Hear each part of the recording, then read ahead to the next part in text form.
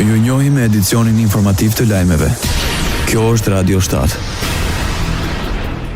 Krimi organizuar, korrupsioni dhe kërcënimi digital janë shqetësimet kryesore në Ballkanin Perëndimor, deklaroi sekretari i përgjithshëm i Këshillit të Bashkëpunimit Rajonal në Maqedoninë e Veriut, Amer Kapetanović. Në konferencën kushtuar luftës së krimit dhe korrupsionit, sigurisë së kufive, çështjes së migracionit dhe sigurisë kibernetike, Kapetanović deklaroi për një rritje të rrezikut kibernetik me rreth 200%. Sipas tij, 1.2 milion entitete të dhënash private dhe publike janë në rrezik dhe prandaj duhet të përforcojmë angazhimet dhe të përgjigjemi këtyre rreziqeve. Ndërsa zëvendës kryeministri për qeverisje të mirë Arben Fetaj pranoi se sfidat kryesore janë në fushën e krimit dhe korrupsionit.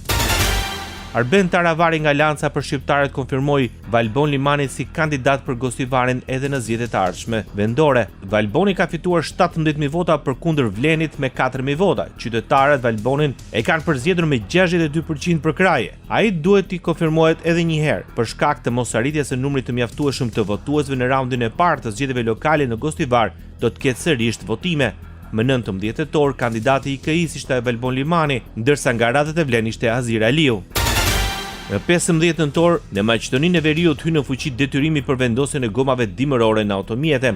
Nëse nuk respektojnë rregullat për përdorimin dhe mbajtjen e pajisjeve dimërore, paralajmërohet një gjop prej 45 eurosh. Sipas dispozitave ligjore dhe rregullore, parashikohet pajisje detyruese dimërore ose zinxhir dëbore që përputhen me madhësinë e rrotave lëvizëse.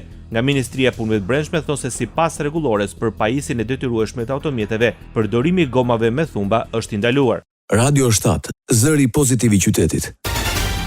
Në dhomat e specializuara të Kosovës në Hag për të tretën ditë po vazhdon dëshmimi i diplomati amerikan Christopher Hill në gjykimin ndaj Hashim Thachit, Kadri Veselit, Recep Selimi dhe Jakub Krasniqit akuzuar për krime lufte dhe krime kundër njerëzimit. Hill deklaroi të mërkurën se zëdhënës i ushtrisë çlirimtare të Kosovës ishte Jakub Krasniqi, i cili bënte të ditura qëllimet e UÇK-s.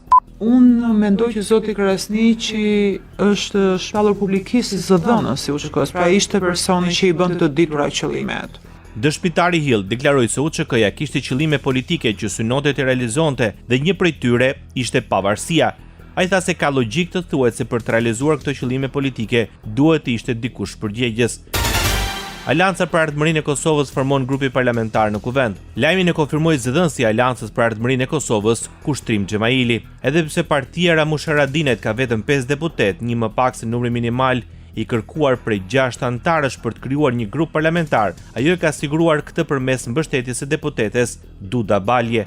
Aleanca për Ardhmërinë e Kosovës ishte në koalicion parazgjedhor me nismën, por Fatmir Limaj kishte vendosur të largohet nga Koparti, duke tentuar të lidhë marrëveshje koalicioni me lëvizjen vetëvendosje në një përpjekje për formimin e qeverisë.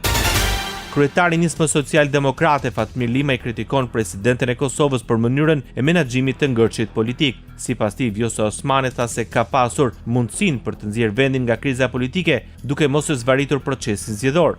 Limaj tha se gjatë takimeve të presidentes me partitë politike është konfirmuar mungesa e vullnetit për të krijuar një shumicë të dytë parlamentare. Ne kemi pritur që presidentja në përputhje me kompetencat ta nxjerrë vendin sa më shpejt nga kjo situatë, shmange nga zgjedhjet, duhet të tentohet vetëm aty ku ka shpresë, kur ka një deklarim të qartë nga grupet politike që nuk kanë vullnet për të ndërtuar shumicën parlamentare. Presidentja duhet të luajë rolin tjetër dhe të mos e shtyjë datën e zgjedhjeve, apeloi Fatmir Limaj. Ndoqët lajmet shkurt në Radio 7, zëri pozitiv i qytetit.